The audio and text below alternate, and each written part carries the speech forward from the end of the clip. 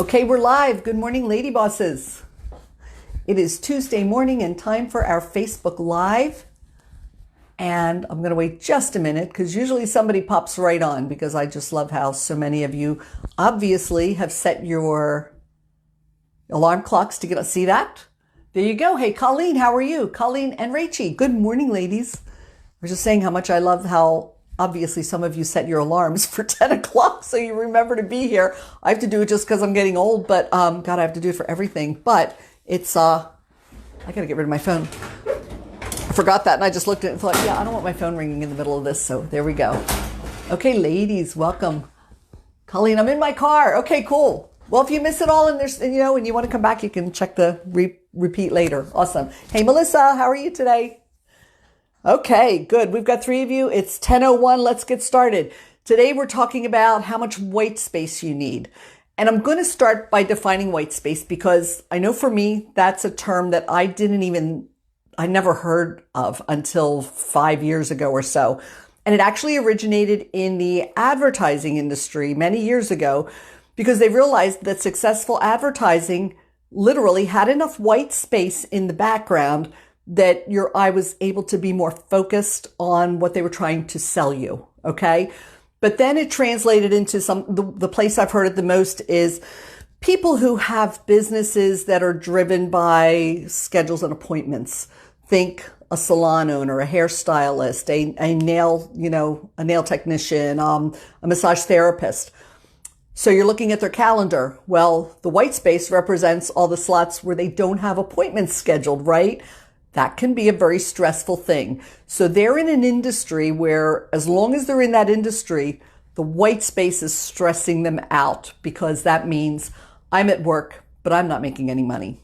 So that's where the term white space comes from. So the white space, as we're defining it in this area, is the time that you're not spending doing stuff that's income producing. And boy, if you're a type A personality, and even people who aren't, can get very stressed out if they feel like they're not spending enough time on their business. And, part of the danger is that as we get into the comparison game and look at somebody else and, oh my gosh, like she never sleeps and she seems to be working 20 hours a day. And when she's not working, she's exercising and she's eating. But oh my gosh, and you feel like a total loser because you're not using your time that way. So the white space is important. And it's, as a matter of fact, in a little mastermind that I was in a couple of years ago, maybe last year, somebody redefined it as gold space. And it really is because you've got to realize you absolutely need to treat that white space as something so valuable because you have to have balance. Okay. You can't just work all the time and you can't just play all the time. You have to have balance. So the white space is important. I've done trainings before on why the white space is important and all that good stuff. Today, we're going to talk a little bit more about what you should be doing with that white space and how much of it do you need. Okay. So we've redefined it. So just to talk about, the way people react and feel to it. I was just talking to my mom a couple days ago and she's going to be 86 years old in a couple months. But at the end of almost every day, she feels so frustrated that she hasn't done more. She feels like she has so much she wants to do and she is always beating herself up because she hasn't been as productive as she wants to be. Now she can go to bed at night and put her head on the pillow and get to sleep as long as she feels like she's done one thing that day. Even if it's just like clean out a drawer or start to clean out the refrigerator, at least she did something, but she's constantly beating herself up because she feels like she should be doing more. And until maybe last year, I feel like I was kind of doing the same thing. I'm a full-blown Social Security collecting senior citizen now. And I never pictured retirement looking the way it looks. I never pictured myself being more busy now than I've ever been in my life. And yet I'd still look at people and feel like I should be doing more. I'm not doing enough. I should be spending 3 extra hours a day doing this or that. And it wasn't until like the past year, and that's why my word for this year is clarity, because I realized this isn't where I want my life to be. Like I want something a little bit closer to the picture I had years ago of what retirement was going to look like. And that picture was like, I was sitting around reading books and going on vacation and meeting girlfriends for lunch. And that was it. That was what retirement was going to look like. And I started realizing I've worked really hard for many, many, many years, and I deserve it to look a little bit more like that. I've earned it, so I do. So my word clarity is about figuring out what to let go of, what to focus on, and how to make sure I find time for the things that were in my picture of retirement that I don't want to skip, things that are important to me that I want to do. So it's really figuring all that out and realize that as you get older, it's going to change. Maybe as you get older, you will need a little more downtime. And that's totally okay. You need to give yourself, your body, and your mind what it needs. So the thing is, the big word is balance. If you just play all the time, that's not good. If you just work all the time, that's not good. Because here's the deal. If you play all the time, you think that's going to be fun. You think like, oh man, could life be any better? And you know what? It's not going to be fulfilling because as human beings, we have to be productive. We have to feel like there's a reason to get up in the morning and something we need to accomplish. And at the end of the day, to feel like we've accomplished that. Now, if you want to totally retire and not work ever again, that's great. But then maybe you want to volunteer. Maybe you can get involved and do some other things, get active in your church or your community. But you need to feel productive. So no matter what stage of your life you're in, you need a balance of productivity and time down to restore and refresh. Okay, so it's balance. It's not one way or another. Very, very important. So, and it's not just, it's not just your brain, it's your brain and your body. I mean, every part of you needs those breaks. And another thing that's important is don't be too structured with your off time. There's really something to the benefit of that downtime to not having it too structured. If you have it so structured that you say, okay, at 9:05, I'm going to take a break and I'm going to go walk around the block. And then at 10:30, I'm going to take a break and I'm going to go read a book for 15 minutes. And then you get my message. Really important not to be that structured. Rather, structure some time to do things. That's okay, but be a little more loose about what it is you're going to do. Because when there's a little bit of spontaneity to it, it has a bigger effect and, just some better results for you in really recharging. So some ideas for things to do. Definitely, you don't want it to be business related. Maybe you think it's really fun to file. So you decide, okay, I'm finished working now. I'm going to spend the rest of the day filing. Okay, I'm sure that doesn't apply to anybody. My point is, make sure it's not business related, obviously. Something physical is awesome because I'm a health coach, so I can't even tell you all the benefits of that. That's just going to make you mentally and emotionally and spiritually feel so much better if you're doing something physical. So that's really important. So I want to share two things. I'm in a small workshop with some women right now, and two great things that were talked about over the past couple weeks that I think are really beneficial to understanding how to do this. The one gal last week, kudos on, to Amira. She's the one who talked about this. She has a 50-minute work day. And while it sounds like, wow, 50 minutes, I can work and that's all. It doesn't mean you're only working 50 minutes a day, but 50 minutes every day, she makes sure she spends that time doing the things that are most important to move her business forward. Okay? So if you're in a business where you need to grow your client base, you need more clients, you need more customers, well, you can't spend that 50 minutes building a spreadsheet and looking at what your sales were last month and looking at what your projected sales are going to be this month and thinking, okay, well, if this person doesn't buy this month, then where's that going to leave me? And yada, yada. Doing all these analytics of your business. I'm not saying you can't do it and it's not important, but is that going to get you another client? No. In the 50 minutes, you spend the time doing the activities that are going to get you new clients. You talk to people, you call people up, you email, you message.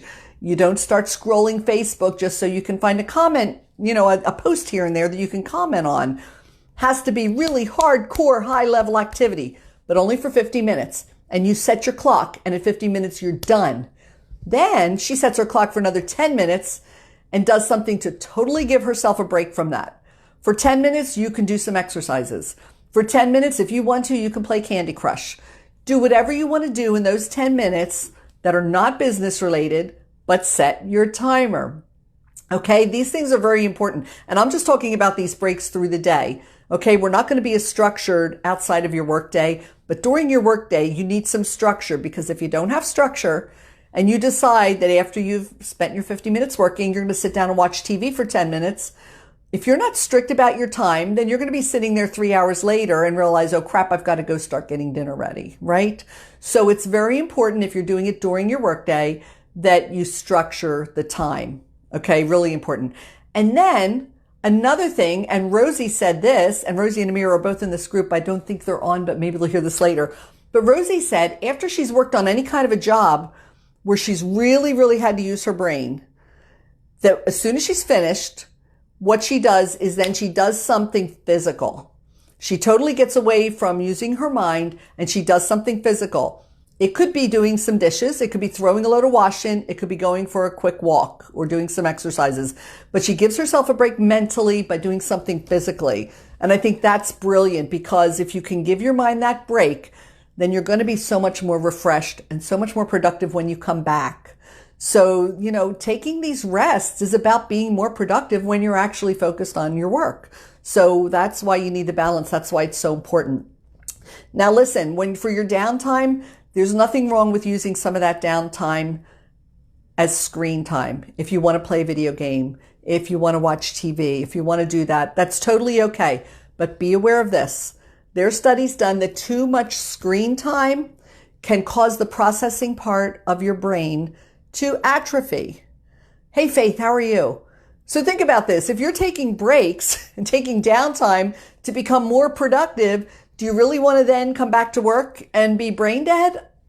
It doesn't make sense. So it's not that screen time is bad, but try and balance it. Try and make sure you're spending maybe half your time in screen time and the other half doing something physical or social. Okay, socializing is important too. Call a girlfriend if you need a break.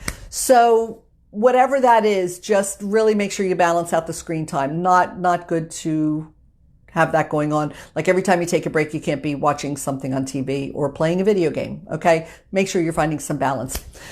Now that's like during the day. Then at the end of the time, you can take a bigger chunk.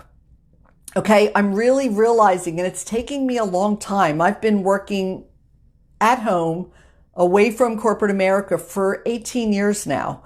And self-discipline was not my strong suit. And it took me really, really, really long to understand how to structure my time so that I could really get a lot done.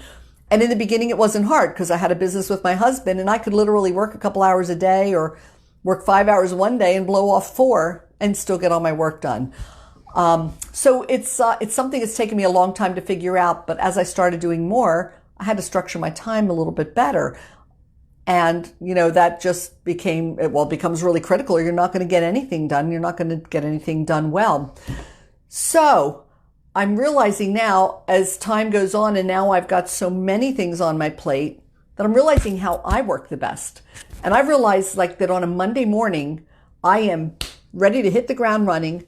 I am balls to the wall. Monday, Tuesday, where I am starting early in the morning and I'm working until 8 o'clock or 8:30 at night. And I'm sharp and I'm good and I'm focused, but it's only for 2 days. And I've tried spreading that out a little bit through the week, but that doesn't work for me. So I go balls to the walls Monday and Tuesday. Wednesday can be almost just as busy, but not quite so much. But I wane toward the end of the week. And that's me. And that's what works for me. So there's still things I do on a regular basis. But for the most part, I allow myself to really wind down toward the end of the week. And then weekends, for the most part, I don't schedule anything business related. Weekends are times for the family. We have our family dinners on weekends. If I want to go see my mom for a day, you just want to play and have fun. Or occasionally you do want to binge watch something on Netflix. That's totally okay as long as it's not all the time, as long as you're getting some balance. So you got to figure out what works for you. And again, that's going to change over time, but that's something you have to feel your way through. The other thing I might do on a weekend, but I might do it during the week too, is do a 3-hour strategic time block. I learned about this in the book, The 12-Week Year. And he talks about time blocking just once a week for 3 hours, to take a 3-hour time block where you have total focus. And you know what? If you can't have it in your house, if you're in the house and you're constantly getting this, interrupted by your kids or your husband or your dogs, and you can't sit and focus and concentrate, then pack up your stuff and go to a coffee shop, Go somewhere where you can be focused, because if you're focused without distraction, you will get so much more done in 3 hours than you could get done in a week. I guarantee you. And, one of the things you can do is, I'm just talking to somebody who has so much trouble building content. And think about it. If you have any kind of a social media presence and you have to have content like every day or 5 days a week, if you don't have that planned ahead of time and all of a sudden it's Tuesday, it's like, oh, what am I going to post today? And you have no idea. And so then you start scrolling through Facebook because surely somebody's posted something great that you can share. It takes so much more time to not be prepared and to do that on the fly than it will take if you take like a 3-hour time block once a week and say, okay, I'm just going to get into the mode where I'm going to pull content. And if you have a group, like I have Lady Bosses, not only pull content, but you can schedule it for as far out as you want. So I can spend 3 hours and I can pull content and schedule it for posting for a whole month. So in 3 hours, I've taken care of a whole month's worth of content. So think about a 3-hour block somewhere during the week where you can be productive and get a lot done, but then make sure you take a break from it. Make sure you take a break from it then to refresh and do something fun. In the 12-week year, the same guy who talked about the 3-hour strategic time block also talks about a weekly minimum 3-hour block, maybe a weekend block where you just have fun. So you have to have the balance. They're both so, so important. So the magic question, the big thing we're here to find out is, how much downtime do I really need? Okay. And depending on the situation, like I said, that can change as you get older. It can be a little different for everybody. But generally speaking, the sweet spot is 4 to 5 hours a day. That's how much time down you should have to recharge, to refresh, to just be, give your body and your mind the break it needs so that you can go back and be way more productive than if you didn't do that at all. Okay. And if you think there is no way in hell I have 3 or 4 or 5 hours a day to relax, then here's what I challenge you to do. For a week, have a piece of paper sitting next to you and have it with you wherever you are. Every time you find yourself doing something that's not work related, and I mean not work and not housework either. Maybe maybe you just spent 2 hours playing Candy Crush and you didn't really feel like it, because, hey, it's in the middle of your workday, so it just kind of melded into all the work. Faith, wow, I need to work on that. Awesome. But just write it down. Like, okay, I just spent an hour doing Candy Crush. And, okay, divert a little bit. But how often have you been with people who are like, oh my God, I'm so busy. I don't have time to do anything else. And then 2 conversations later, they're having conversations about, oh my gosh, did you see The Bachelorette last week? And are you watching Survivor? And are you watching Grey's Anatomy? And next thing you know, you realize, oh my gosh, these people are watching like 20 series, a week, so there's like at least 10 to 20 hours that you're watching TV. At least, I forget what the statistics are, but we're spending hours a day as Americans watching TV and scrolling Facebook. So just start writing down the actual time you spend doing that stuff. And I will bet you that you're spending 4 or 5 hours a day relaxing and not even realizing it. And let me tell you something. If you write it down, here's the benefit. The benefit's going to be that once you write it down, suddenly your brain has translated that into the acceptance and the acknowledgement that you are getting downtime. Because without realizing it, you just feel like it. You feel like you're just always working. You are never getting a break to do anything else. But actually identifying where you're spending some time down, you might be adding right up to that 4 or 5 hours. And if you are, then like I said, just mentally, you're going to feel like, okay, I am getting 4 or 5 hours down. And suddenly it could just make you feel that balance in a whole different way. And listen, if you're not getting it, if you really truly are working like crazy and not taking downtime, I've done go back and look at some of the old trainings, but I've done a lot of trainings on organization and on time management, or read the book Procrastinate on Purpose, because there's so many things you're doing on a daily basis that I guarantee you probably don't need to be doing at all, that are actually robbing you of so much time today and tomorrow that could actually be freeing up more time for you to do other things. And so if you need to free up time to find time to relax, figure out where you're wasting time. do some personal development on it, and I guarantee you can find the time. But just realize how important it is, and don't feel guilty about it. Don't be my mom and feel so guilty at the end of the day that you didn't accomplish more, because she accomplishes so much and she does so much, and she's almost 86 years old. If you need a little more downtime when you're 86 years old, just take it and enjoy it. But recognize the things you're doing to be productive, and give your body and your mind what it needs. So don't feel guilty about taking time down, because time down is going to make you more productive when you work. And if you're more productive when you work, then you're going to get things done more quickly, more efficiently, and you're going to put out a better job, right? So all around, it's going to be a total benefit to your projects if you take care of yourself personally. So that is it. So I've loved sharing the morning with you ladies, like always. If you have any questions or comments, keep shooting them and I'll answer back during the week. And I guess that's all I've got. So listen, have a great day. Have a great weekend, and we'll see you here again next Tuesday. Bye, everybody.